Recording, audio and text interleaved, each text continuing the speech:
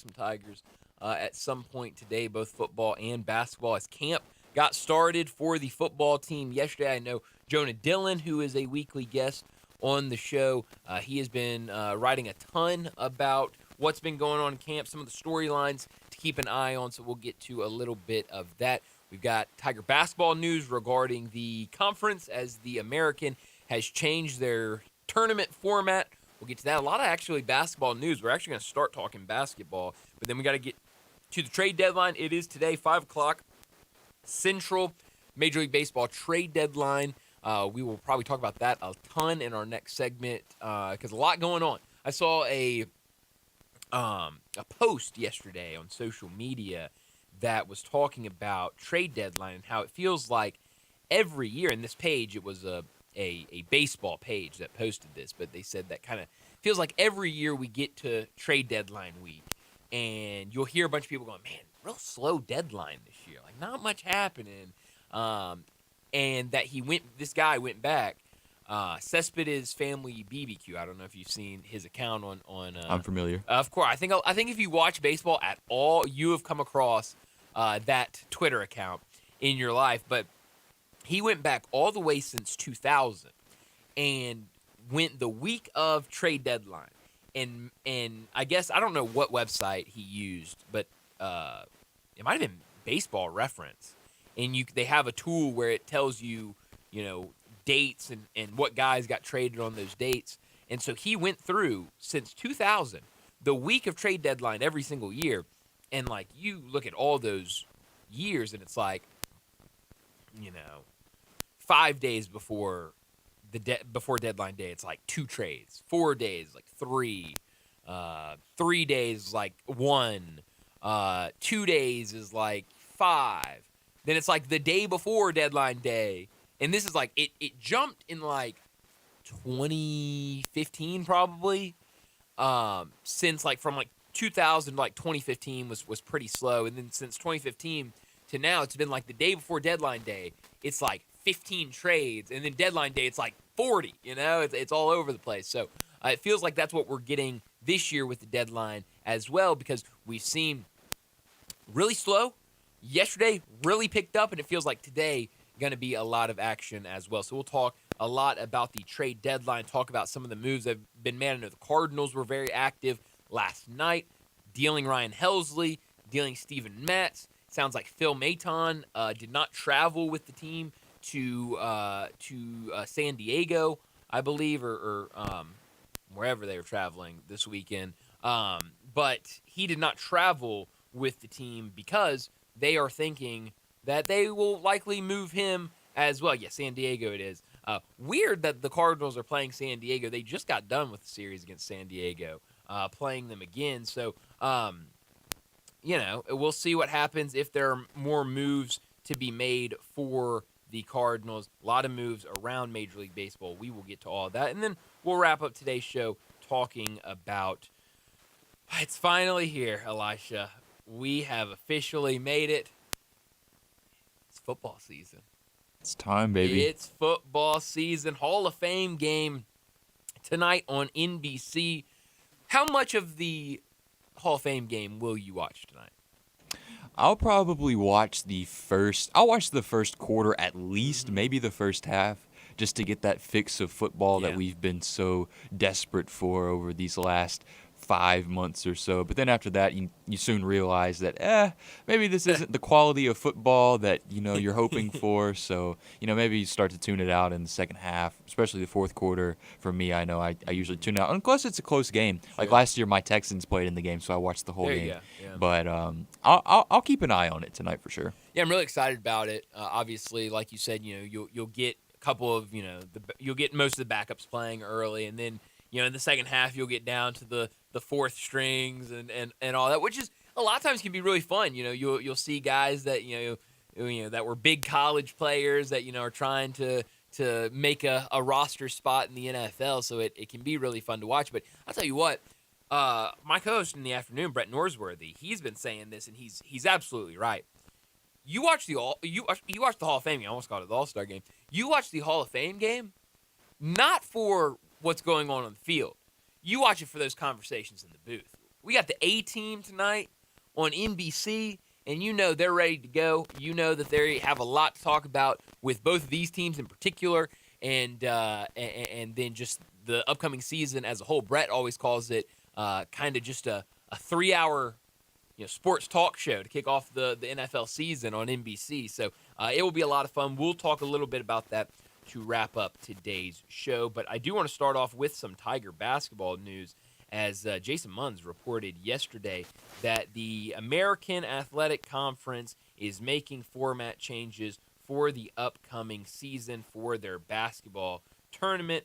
They will go from including every single team, which was all 13 teams making the field, to now just the top 10 teams in the regular season standings will advance to the conference tournaments. We're seeing this a lot more in college basketball, especially those conferences that are getting bigger and bigger and bigger, where not every single team will go. And I think this story references the ACC and the Big Ten, two conferences that have been adding teams, and they've decided we are not, we don't have enough time to have everybody show up for the conference tournament. And I think the American is looking at this and saying, and Jason Munz talks about this in his story, that when you look at the conference, and I'm trying to find it in this story where he says it, there was last year, if you just take last year, it was Memphis, a whole lot of space, and then whoever was next. Like North Texas. Sure, North Texas or UAB. There were a couple then that were pretty close, and then there was another drop off till you got to the UTSAs and those type of teams at the bottom. And so here it is. Pernetti has emphasized to member programs the importance of non-conference strength of schedule. Last season, Memphis was the only American Conference team to rank in the top 110 in Division I. The Tigers were number 5 in strength of schedule. So kind of this idea of, if you want to go out there and have a multi-bid league, well, the thing that's going to kill a multi-bid league is, and again, I don't want to turn this into we're just bashing UTSA. I actually enjoyed watching UTSA last year in basketball, but I'll just use them as an example. If you've got UTSA, if they have a bad season and they're really bad and they didn't play anybody in the regular season, and you got a team like North Texas, like you mentioned, that might be on the verge of maybe being considered a tournament team. If we get to the tournament and North Texas is playing UTSA, that's not helping North Texas at all if they win. And if they lose, well, it absolutely kills their chances of getting to the NCAA tournament. So it sounds like that was kind of a big reason the conference is going to that. Also, I think just kind of the fact of, I think especially in these conferences, you got a pretty good feeling of who's going to win it. Now, the thing that is going to change about this and is relevant for the Tigers and for other teams that feel pretty confident year in, year out that they'll make the tournament, it's going to go from 4 teams getting double byes, like it's been, to only the top 2 teams getting double byes. So like last year, Memphis won the regular season. They would have gotten a double bye.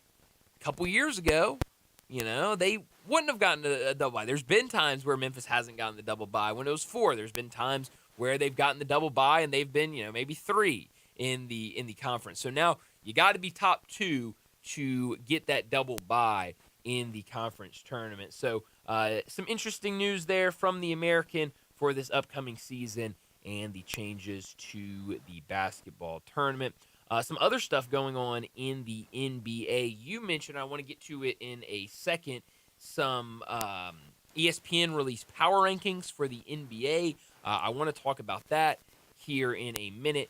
But I do want to get your thoughts on this story that came out last night from Front Office Sports. I'll read it. This is a post from Yahoo Sports last night on Twitter. LeBron James, Maverick Carter, and Nikola Jokic's agent met in St. Tropez last week to discuss a new international basketball league being formed, according to Front Office Sports. The league would include 6 men's and 6 women's teams, a touring format like Live or F1, full-time responsibility, meaning NBA players wouldn't be able to play in both this league and the NBA. Players get equity in the league, It is backed by global investors, and just kind of a note here that NBA rules block player ownership. So LeBron James, Maverick Carter, we know this is kind of the thing that, I'm going to use air quotes here, Maverick Carter is starting. We can get to that in a second. But meeting with Nikola Jokic's agent. Now, again, like, just because I don't know Nikola Jokic's agent, I don't know who represents him, but I'll go out on a limb here and say that Nikola Jokic is not the only person that he is in charge of. It could be. Like, I could be completely wrong about that. But I know Andy Schiffman joins Dave every single week, and Andy Schiffman can go on for hours on all the players that they represent over at Priority Sports. So I don't know his agent. I don't know how many guys he represents. But my point, I guess, is that the headline makes it seem like Maverick Carter and LeBron James are meeting with Nikola Jokic's agent to try to get Nikola Jokic to go to this league that they're trying to form. But that probably is what it means. But we're not 100% sure that that's what it meant. They could have been meeting about, some star over in the Euro leagues that this guy also represents. But what do you think of this idea, this new league that Maverick Carter is forming? Yeah, it's very interesting, and this is the first I've heard of it. I did not see this headline yesterday. I did see a picture, but yeah, it's interesting, especially for the international boom in the NBA lately, with the trend of international players really kind of taking precedence in the NBA, especially the top guys in the league. You got Nikola Jokic, you've got Giannis Antetokounmpo, Shai Gilgeous-Alexander's Canadian, Luka Doncic, Joel Embiid. So you've got the international wave, and you see it now with college basketball too, where a lot more international players are coming over to play college basketball with the emergence of NIL. So I think all options, are on the table, and I think for international guys who may not desire to play in the NBA, and I'm not saying that that's the way Nikola Jokic looks at it, but I know that he loves being in his homeland, so I bet that kind of could factor into maybe the decision that he would have a little bit. I think it's an interesting prospect, especially being led by Mav Carter and LeBron James, who we know will be involved with the Las Vegas team, who will most likely become materialized here over the next few years when expansion makes its next phase. But I think it's very interesting, and it could be a potential route for these international guys who have elected to play NBA basketball, who may deem this as a more lucrative and a better option for them. Yeah, it's interesting because I don't know, like, what does this turn into, right? Like, if Maverick Carter is heading this, what does Maverick Carter do that doesn't involve LeBron James, right? Like, they're connected for good reason. So, is this a league that we see if it gets started and it seems like it's growing in traction? Does LeBron James retire from the NBA and go and be kind of the headliner for this league?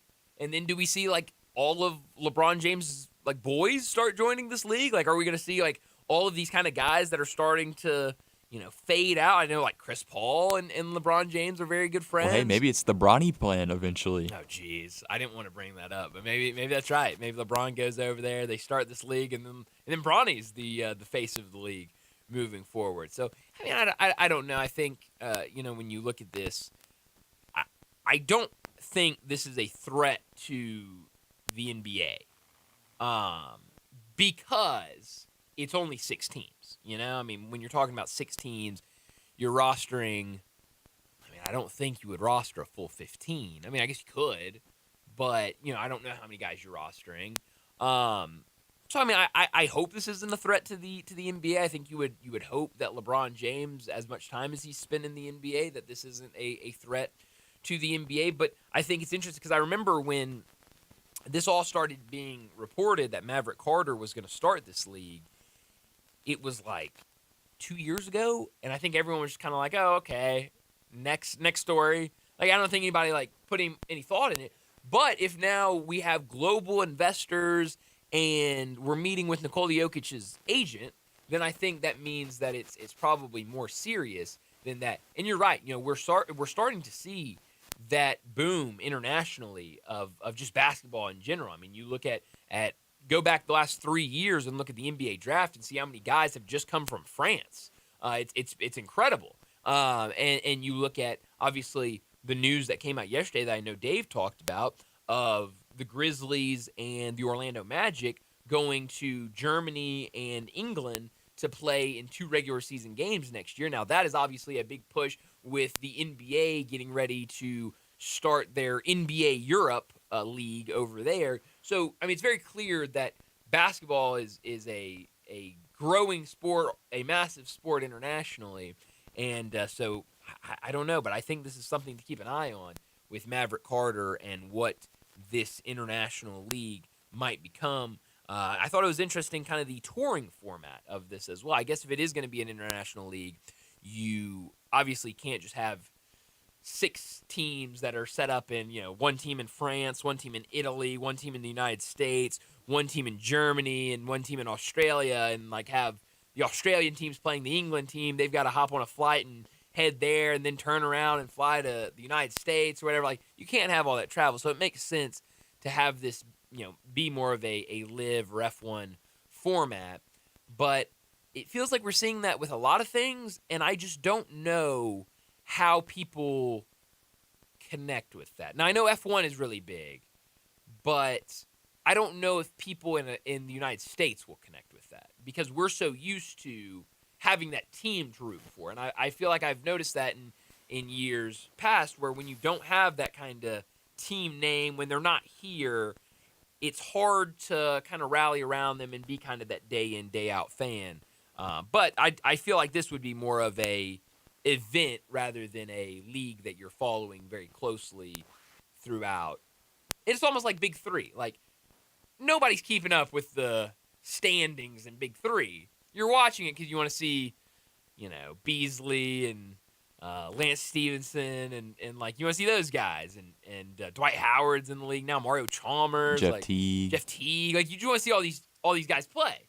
And I feel like that could be what this kind of turns into, and kind of like that idea of F1 where they're kind of moving around, but still so many people go. So I don't know what to really think about this, but it is something I think to keep an eye on to see where this goes, because they've made it very clear that if you want to play in this league, you have to pick one or the other. It can't be, hey, in the offseason, I'm going to go play in this league, and then I'm going to come back to the 76ers and play an NBA season. You have to choose one or the other, and it feels like with these global investors, they're going to try, at least to some people, to have that pitch of, hey, you're going to get equity in this league, you're going to get this amount of money, you're going to do this.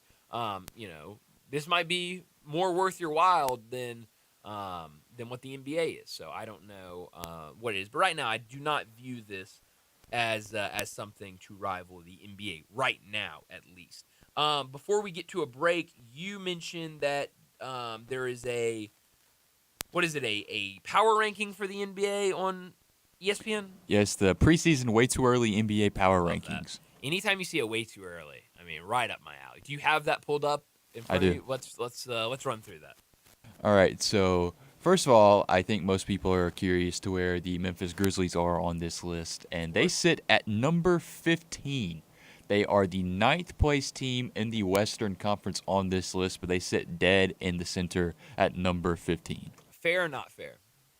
I think it's fair. I think it's fair going into next season with the West being as loaded as it is, with the questions of who replaces Desmond Bane's production. Can KCP and Ty Jerome come in and replace that production? What will Cedric Coward look like, first year under Tomas Isolo? Can John Morant and Jaren Jackson stay healthy and on the floor? I think it's fair. I think it's very fair. I think you just laid it out perfectly. I mean, you look at, in terms of a power ranking, look at all the teams that went out there, and we talk about it. The West is so loaded, the West is so deep. Not to say that the Grizzlies won't be a good team this year, but I think there are question marks. I think you look at the way that the season ended for them last year, where it's not only a kind of a new look in terms of roster and guys that you're going to be relying on, it's also a brand new coach, and it's a brand new coach that he got 9 games and then the 4 games in the playoffs to be an interim head coach. but this is going into his first full season of being a head coach in the NBA. So I think very fair to have questions about this Grizzlies team. All right, let's go top 10. All right, at number 1, of course, you have the reigning champs, OKC. Number 2, you have the Houston Rockets with the addition of Kevin Durant. They're the number 2 team. You've got Denver at number 3, adding Cam Johnson this offseason. Cleveland, the first-place team in the East, projected at number 4, number 1 in the East. The Knicks follow at number 5. You've got the Timberwolves at number 6. The LA Clippers at number 7. You got the Orlando Magic with the addition of Desmond Bane, third-place projected team in the East at number 8. You have the Golden State Warriors, seemingly a little high in my opinion, at number 9. And the LA Lakers are at number 10. Okay. Interesting. Yeah, Golden State, maybe a little high, but, I think, we talk about all the time, as long as you've got Steph Curry out there, now you got Jimmy Butler out there, you got Draymond out there still, Steve Kerr's still the head coach. Like, I'm not gonna bet against him. Yeah, I mean, the record when Jimmy Butler joined the team to the end of the regular season was really good. So I understand it. It does just seem a little high to me still. Yeah, no, I'm with you on that. But that's I like that. That's good stuff. Obviously, we're a good ways away from the NBA season getting started, but we're starting to slowly get scheduling news. Like we mentioned the news yesterday about the Grizzlies playing a couple international games during the season. It feels like here in probably a week and a half, 2 weeks, we'll get the schedule in front of us. It feels like around the time that they put out the NBA schedule. So soon we'll get that. I know, 2 weeks ago, we got the preseason schedule for the Grizzlies. So slowly we're starting to get some scheduling news. Slowly we get closer to the NBA season. But it is going to be an uphill battle for the Grizzlies, I think, in the Western Conference. That's nothing against the Grizzlies. It's just how loaded the Western Conference feels like this season. But we need to get to a break. When we return, Major League Baseball trade deadline today at 5 o'clock. We already have had a ton of moves around the league. It feels like a lot more coming today. We'll talk about what the Cardinals did yesterday. We'll talk about some of the big trades that took place last night. We'll do all of that next on Wolo and Friends. Start your day with Sports 56 Mornings with Greg Gaston and Eli Savoy. Weekday mornings from 7 to 10, right here on Sports 56 and 98.5 FM. Looking for sports in all the wrong places? Try the Owner's Box Sports Bar and Grill in Lakeland's Town Square. Fun, exciting, friendly, and comfortable with wall-to-wall TVs. 24 taps for all your beers, including $3 domestic and $5 craft pints on Mondays. Monday through Friday, 3 to 6 happy hour. Music bingo Tuesdays. Daily specials and online ordering. The Owner's Box Sports Bar and Grill in Lakeland's Town Square. Highway 70. Check Facebook for daily specials and weekend music at the Owner's Box. Okay, raise your hand if you want to make your life a little bit easier. Great. Now raise your other hand if you like to be comfortable. Perfect. Now that you have both hands raised, imagine putting on your shoes. And that, folks, right there is your answer to an easier, more comfortable life. Go hands-free with Skechers Slip-ins. This is footwear you don't need your hands to put on. They can be raised in the air, and you can just step it and go. Why don't you experience what people can't stop talking about? Life-changing Skechers Slip-ins. Get your Slip-ins at a Skechers store, Skechers.com, or wherever stylish footwear is sold.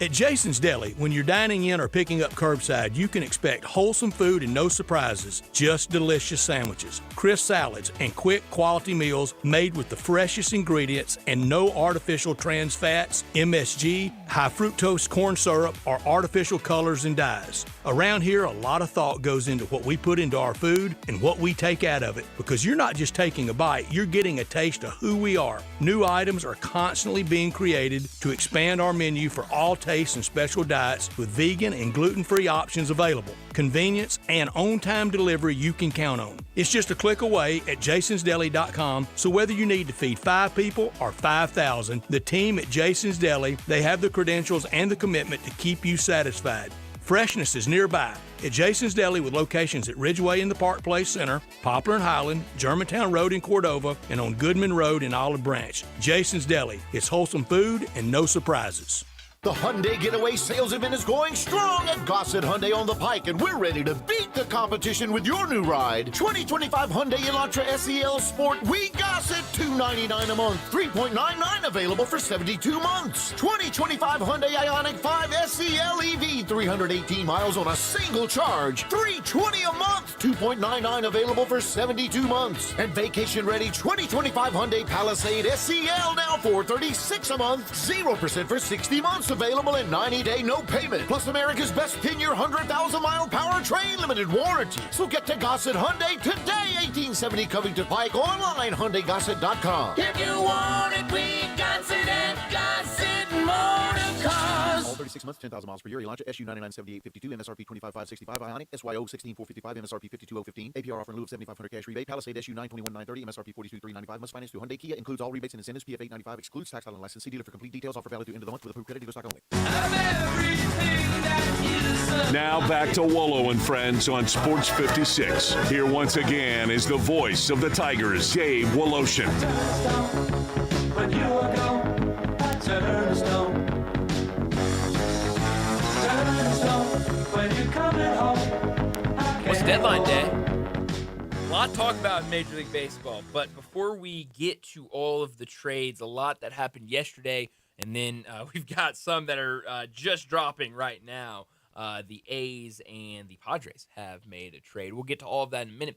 Before we went to a break, you mentioned, we were talking the power rankings, you mentioned the top 10, but a little bit further down it gets interesting. I think you said about 16, because the Grizzlies, they were at 15, which would have been 9th in the Western Conference. Also, Dallas at 13, which I thought, I mean, again, this Western Conference is so loaded. The top of the NBA is so loaded.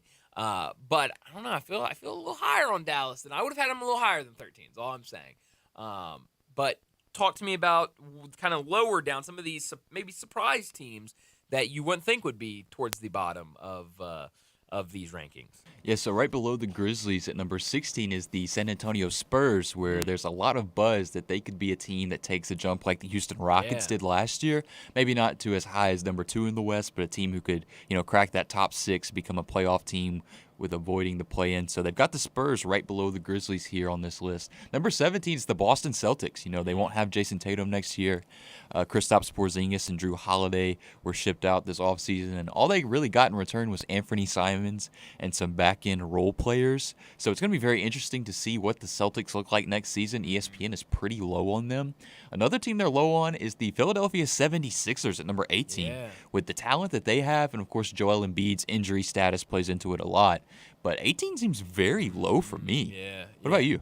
Yeah, I mean, it feels low. I think we've gotten a little bit past and obviously they've made trades and that team looks different. But, a couple years ago, it felt like we were on a couple-year stretch where every year we were like, this is the year the 76ers make that deep run and they go for it. Last year, we know there were a lot of injuries. There was a lot of stuff going on, and they ended up getting that top 5 pick and ended up getting a really good player in VJ Edgecombe at number 3. And so, I think the question is, can you turn that around? Because I think any team that's picking in the top, 5, well, they had a terrible season, and it's probably a good chance that they have a bad season next year, and obviously things change. I don't think, Dallas getting number 1, they weren't supposed to get number 1, but 76ers were always supposed to be in kind of that top 3 conversation. So I think I'd maybe have them a little higher. I'd probably have them closer to the Grizzlies, kind of in that range than 18, which I guess that's only 3 spots lower. But 18 feels very low, but does it feel very low because of the roster, or does it feel very low because our view of what we think the 76ers should be? I think it's that, and I think also I would have them higher just because of the Eastern Conference. Like I think whenever you group in all 30 of these teams, maybe 18 is not a crazy place to put them. But in the state of the Eastern Conference, they could be a top 6 team in the Eastern Conference. Yeah, I mean, I do agree with that. I definitely agree with that. But I mean, I think the Eastern Conference is going to be so weird this year. Pay attention. I mean, when you look at, you mentioned the Celtics in there, and kind of it feels like they've just kind of thrown up the white flag for this year with Jason Tatum's injury. and kind of this. They knew they had to get under the luxury tax, so let's just kind of get really cheap and kind of take a flyer on all these guys while we kind of try to figure out what we want this to look like. The next couple of years. You haven't even gotten to the Pacers yet. That's a team that was in the Eastern Conference Finals the year before last.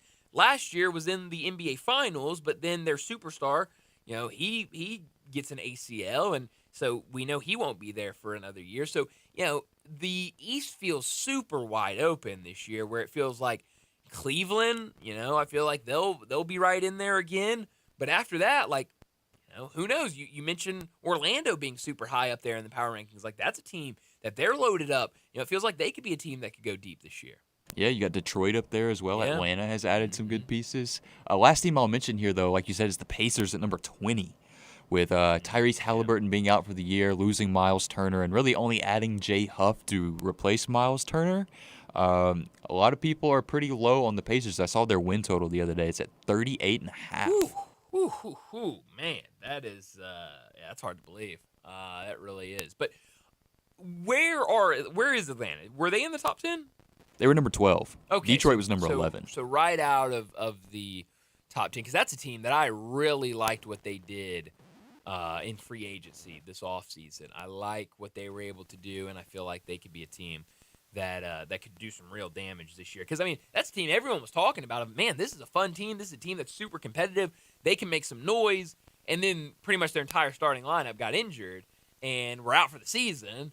And so now, maybe another year with some of those guys to develop. Risha Shea, it felt like, started figuring things out as the season went on last year. Give him another year to off-season to develop, work through some things. I feel like Atlanta could be a team to really keep an eye on. Let's go over to Major League Baseball trade deadline. A lot of stuff going on right now. I'll start with some trades that went down yesterday, and then we'll get into what's going on right now. Yesterday, this one was a surprising one. The Mets and the Giants made a trade. The Mets got Tyler Rogers, a relief pitcher, submarine-style pitcher, from the Giants. In return, they give up prospects Drew Gilbert, Jose Butto, and Blake Tidwell. Those are three. I think two of those guys are at least in the top 15. I think the other guy is right outside of that. But those are three pretty good prospects. 2 Tennessee Vols. That's right, 2 Tennessee Vols. So I was very surprised when I saw that that's what they were giving up for Tyler Rogers, a guy that is a rental. He's a free agent after this season. So I thought that was a lot to give up. Yesterday evening, probably around 5 o'clock or so, Johan Duran got traded to the Phillies in return. The Twins got right-handed pitcher Mick Abel, who has made a couple starts for the Phillies this year, and Eduardo Tate, which I thought was a pretty good return for the Twins. ESPN gave the Twins a B grade for that. Obviously, I think that was kind of a win-win for both sides. Phillies get that kind of closer in Duran that they really needed. Twins get a couple good prospects. So I was really thinking that, who knows with some of these Cardinal guys, what type of haul they'll be getting in return for some of a guy like Ryan Helsley. I thought that was a trade that was going to happen today, but boy was I wrong. It was basically right when we got done at 6 o'clock last night.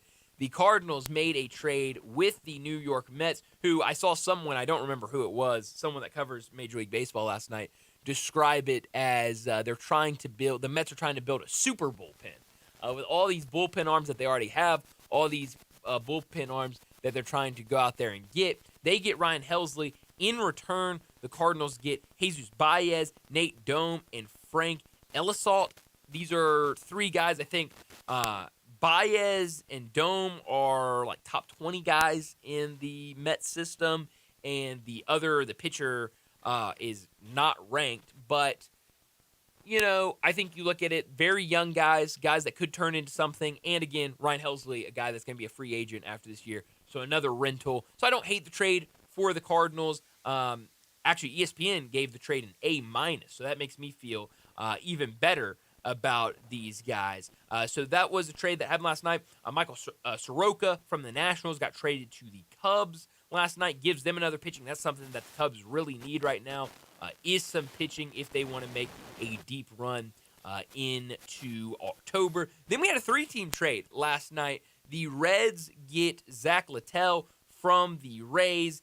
The Rays get a couple of prospects. The Dodgers involved in there as well. So the Reds kind of being the big story in there, going out there. It feels like Reds buyers at the deadline. Doesn't feel like they are absolutely buyers at the deadline. They went out yesterday, got Cabrian Hayes. Now they're going out here and getting Zach Littell. So this feels like a team. The Reds are looking at this and saying, we feel like we're in a good spot where we can go out there, make that wild card spot, and really start building for the future, building for next year when you can really go on a run.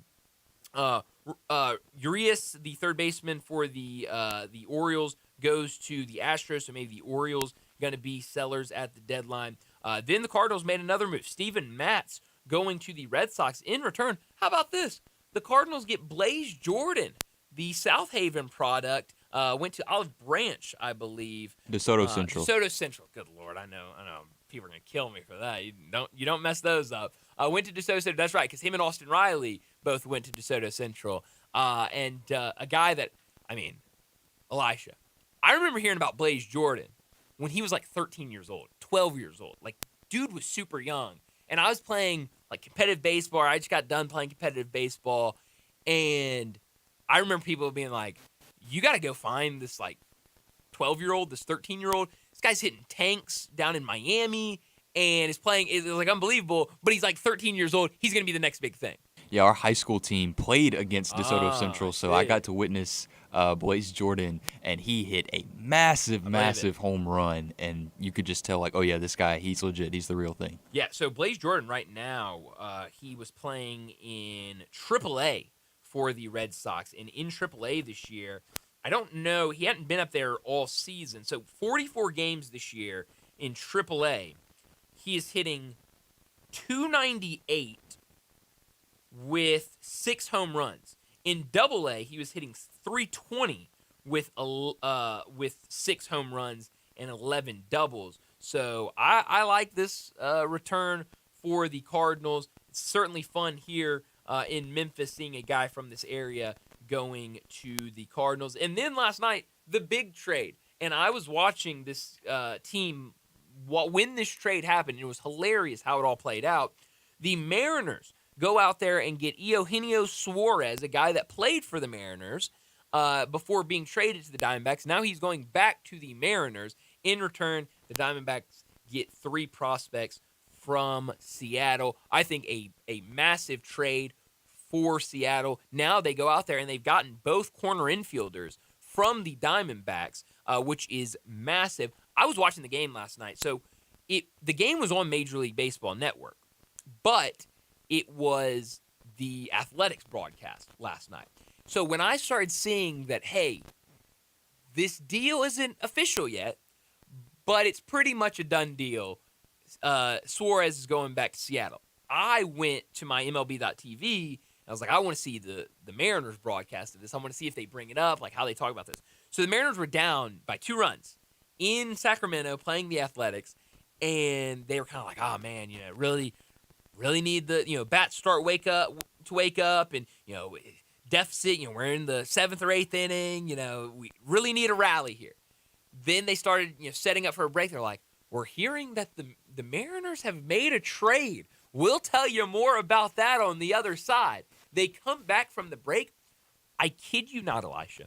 They spent an entire inning not talking about the game, just talking about Eugenio Suarez being traded back to the Mariners, how beloved he is in Seattle, and how much better this team is with him on that roster. I completely agree. I saw some people that cover Major League Baseball last night that were basically saying the same thing of the Mariners are getting their pitching back. It's kind of been some injuries in there this season, but this roster was built for pitching to lead the way. Now you've got some bats in there because the bats were the issue all season. It's been this team has struggled hitting the ball. Now you've added some bats that can really make an impact.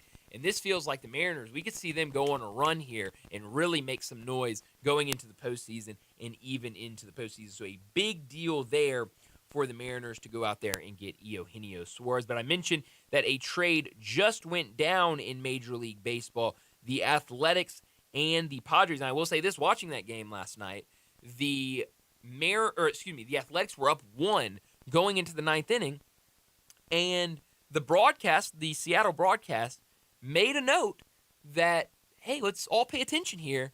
Mason Miller is not entering this game in the 9th inning. The Athletics closer is not coming out here. Maybe they're just want to rest him tonight, but maybe he's going to be involved in a deal and they don't want to run him out there the night before he gets traded, or even a couple hours before he gets traded. And now we're learning about 15 minutes ago, a trade went down. Mason Miller is going to the Padres, as well as J.P. Sears. Both of those guys, both pitchers from the Athletics, are going to the Padres. In return, though, the Padres are giving up the number 3 prospect in Major League Baseball, Leodalis DeVries, a shortstop from the Padres, is going to the A's. When this trade happened, I got a text from a buddy, and I'll just read it. This is what it says. He sent me the trade that says the A's are receiving shortstop, the number 3 prospect in Major League Baseball, along with 3 pitchers from San Diego for Mason Miller and J.P. Sears. Source tell ESPN. That was a tweet from Jeff Passan. My buddy texted me and said, here's my question. This dude is as sure of a thing as there is. You're trading him for Mason Miller and J.P. Sears, which is fine. But do we not remember what happened with the Juan Soto trade, where the Padres traded all of their top prospects for Juan Soto, and what'd they get out of it? Nothing. Juan Soto was supposed to be the answer, and what did the Padres win? Nothing. They never even got to a World Series with Juan Soto on their roster. Juan Soto ended up leaving, and now we know where he's at with the Mets. Now 2 teams removed from the Padres. So, the question is like, it feels like the Padres want to have these big swings, but then they don't make anything of these big swings. Maybe this is what it is. Maybe the Padres look at their roster, they look at their team. Obviously, they have star power. Fernando Tatis Jr. is incredible. They've got some other young players on there that they've locked up for long deals that are really, really good. Maybe they feel like, hey, we just need another starter back in pitching with a closer, and we feel like we are a team that can really contend. But, you look at what Washington is, I'm sure there are some Padre fans that are regretting, like, let's not forget who they traded. I say top-end prospects. James Wood, who is a star. I mean, he is going to be a superstar in Major League Baseball. The Padres traded him to Washington. Mackenzie Gore, who is becoming a name. We could see him be moved to a contender this year. They traded him for Juan Soto. A couple other guys, that are impact players that are like playing for the Nationals were a part of that deal. They also have, I think, the Nationals' top prospect right now was also one of the top prospects, top 3, top 4 guy, was also a part of that deal. So, I think that we might be, Padres might look up at this trade again and say, yeah, we could have used that shortstop, but maybe not. One guy, if you can get, if you can go deep in the playoffs, if you can maybe even get to a World Series, and Mason Miller and J.P. Sears are big parts of that, then it was all worth it. C.J. Abrams, another guy that was in that trade that I forgot to mention. He is another guy that I think is a star in the league. So feels like it's going to be a busy day at the deadline. Feels like there's going to be a lot of moves made already, some really big moves, and we'll see what is to come before that 5 o'clock deadline. Well, we need to get to another break, and when we return, the Hall of Fame game tonight on NBC. We know what it is. We know what we get when it comes to the Hall of Fame game. We won't see any starters tonight. It's going to be a lot of backups. Trey Lance has already been named the starter for the Chargers. I think DJU has said that he's going to get most of the snaps in the second half.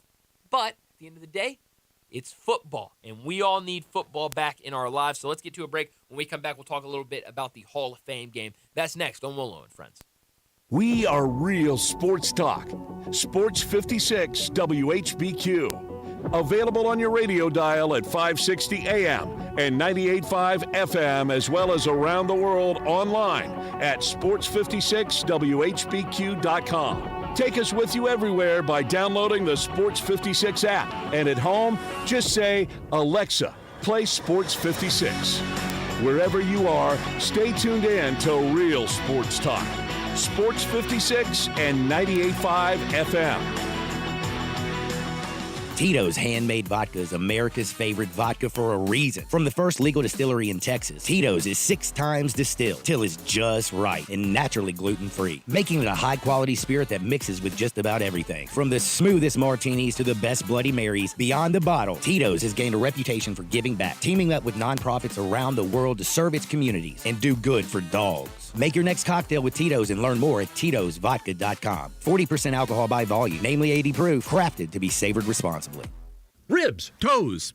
Well, what are we playing? I want to do a Central Barbecue spot about their fantastic ribs. Should be easy enough. Central Barbecue has got amazing ribs. I know that. You know that. The people probably know that. But I want to do them justice. Well, they're slow smoked for 24 hours over hickory and pecan to give them amazing flavor. And Central Barbecue never has sauce in the pit. Now, I don't know what that means, but it seems impressive. It is. I just want to make them sound perfect. We mentioned that they're slow smoked, delicious, and we've said Central Barbecue at least 3 times. I say we call it a solid 30 seconds. Job well done. Central Barbecue. Ribs. Not toes. Progressive knows when you own a boat or RV, it's like you're automatically on vacation, even if you're actually a marriage counselor in the middle of couples therapy. But in your mind, you're camping in Acadia, puttering around Frenchman Bay. Your boat and RV are both protected. You're lobster drenched in butter and... Uh-oh, did your clients just notice you weren't listening? Quick, do the thing where you just repeat back exactly what they said, but as a question. They bought it. Now back to Maine, earning an automatic discount bundling your boat or RV with your home or auto.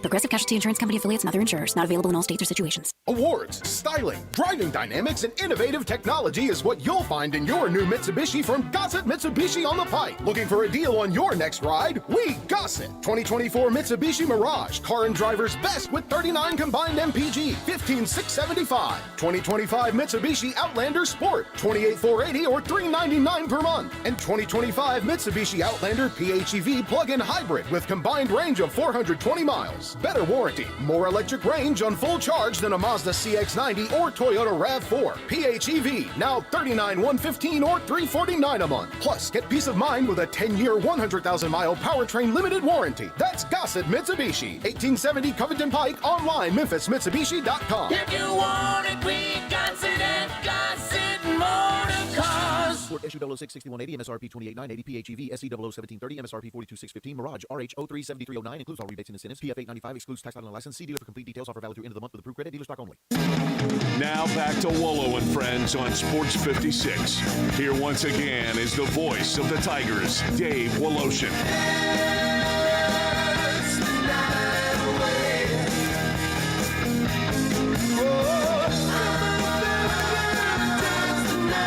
So I promise we'll get to the Hall of Fame game in a second. But Bryant and Elisha filling in for Dave. I should mention that. But we were talking during the break about this trade, the trade for Mason Miller going to the Padres.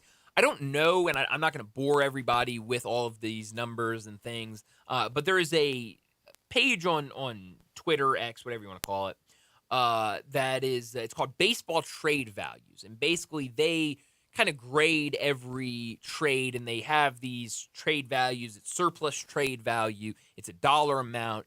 And they basically say, so like, I'll just give another one so that, kind of you can understand. So they basically list everything. They give the surplus trade value, and then they'll say, the Shane Bieber. I forgot to mention Shane Bieber got traded this morning to the Blue Jays, which he's just coming back from injury. He just finished his final rehab start. But it says that trade, the deal is rejected by our model as an overpay by Toronto. There's another trade in here that said this deal is tentatively accepted by our model pending the possible player to be named later. So for this trade, it says this is accepted as a moderate overpay.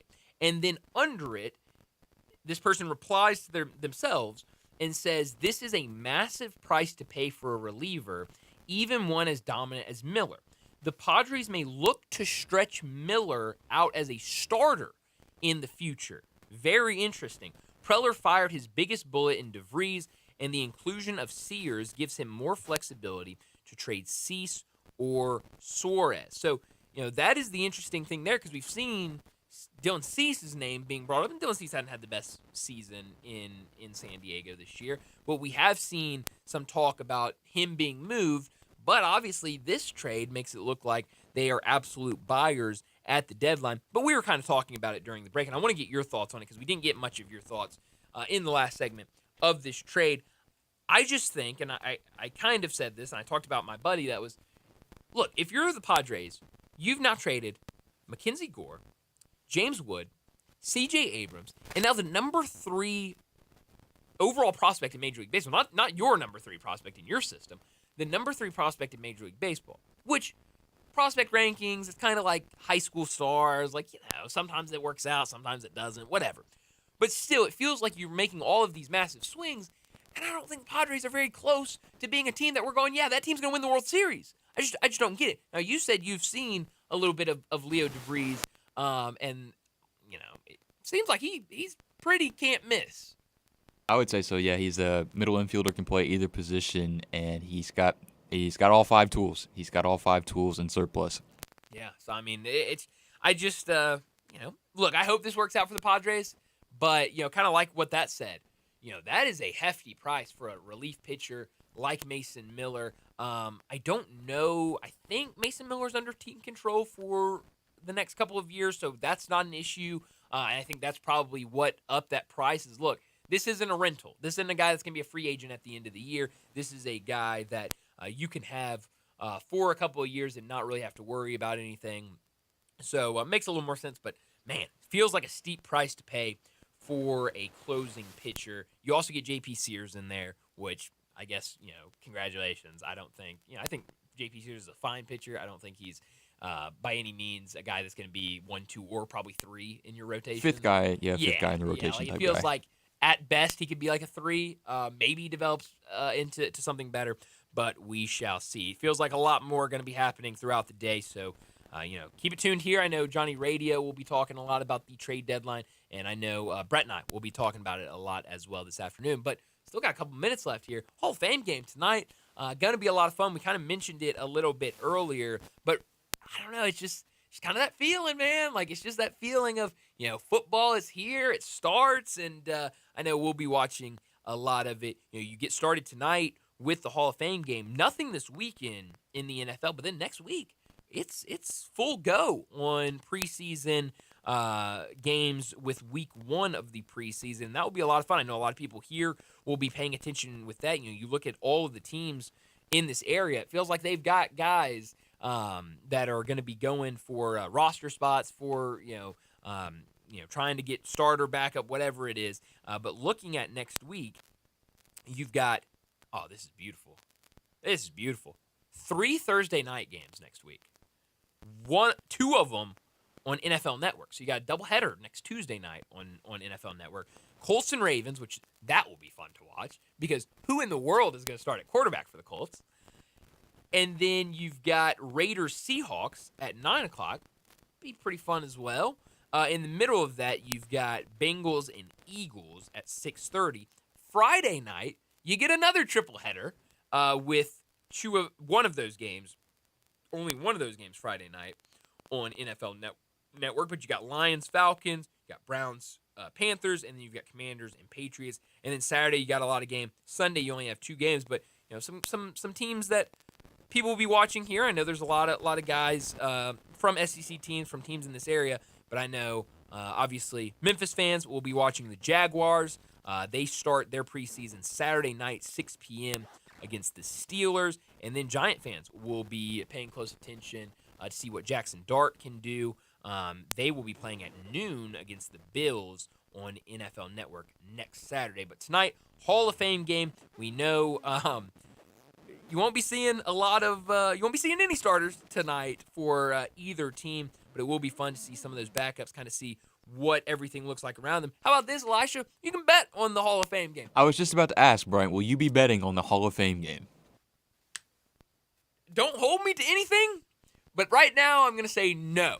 That could change. It's only 10:58 in the morning. A lot can change before 7 o'clock when this starts. If somebody wants to text in, 901-360-8255, if you got a good feeling about the Hall of Fame game, maybe there's, it feels like we always have like these weird preseason games where like there was that one for such a long time where the Ravens like never lost a game, and so it was like, oh, just bet the Ravens in preseason game. They're gonna win. It's like if you have like a weird nugget, like if every game's gone under or gone over in like Hall of Fame history, 901-360-8255.